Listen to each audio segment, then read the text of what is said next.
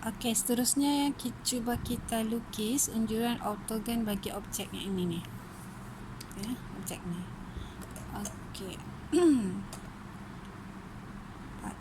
Bila kita nak melukis unjuran ortogon, biasanya dia lihat dari pandangan yang kita lihat. Kita ada 3 pandangan, iaitu sama ada unjuran ortogon itu kita lukis pelan dia, pelan, ataupun dongakkan sisi atau dari X dan dongakkan tepi daripada Y.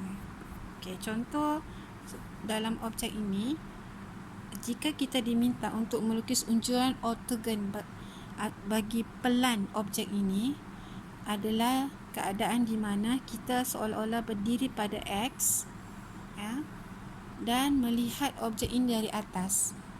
Okey, jadi unjuran ortogon yang di sini maknanya pandangan Z lah, pelan. Bagi pelan,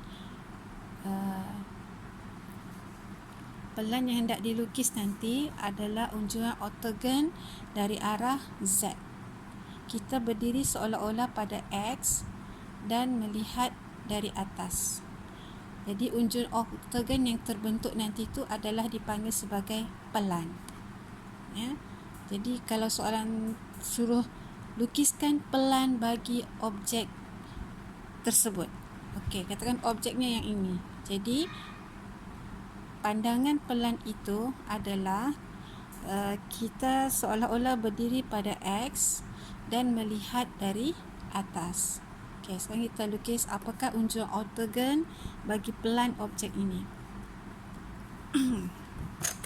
Okey, jika kita berdiri di X dan melihat dari atas, maka apa yang kita dapat lihat, unjuran ortogon yang dapat dilihat dengan jelas adalah garisan JH, garisan PG, garisan MD dan garisan LC.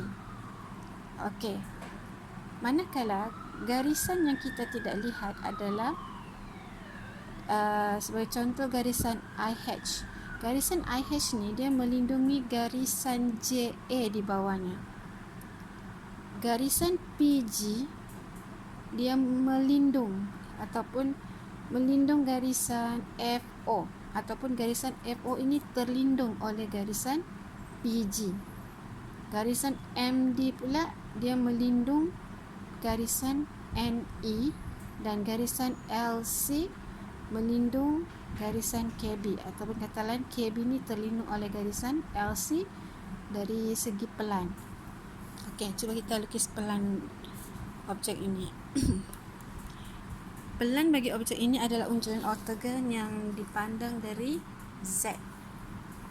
Jadi jika kita torchlight sini, maka objek ini pelannya akan berbentuk segi 4, di mana panjang ini 3 cm. Bila melukis pelan, kita akan mengukur dengan ukuran yang tepat. Okey. Lepas tu garis IL adalah lurus, ukuran 4 cm. 4 cm.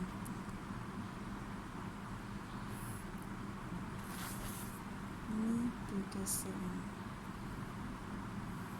Okey.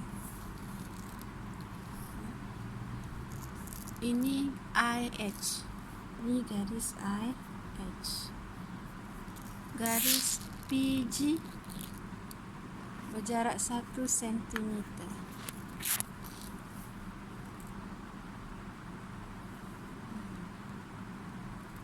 Okey, lepas tu di bawahnya ini jarak 1 cm juga. Ya, atas ni, lepas tu ini dan ini. Jadi teruslah.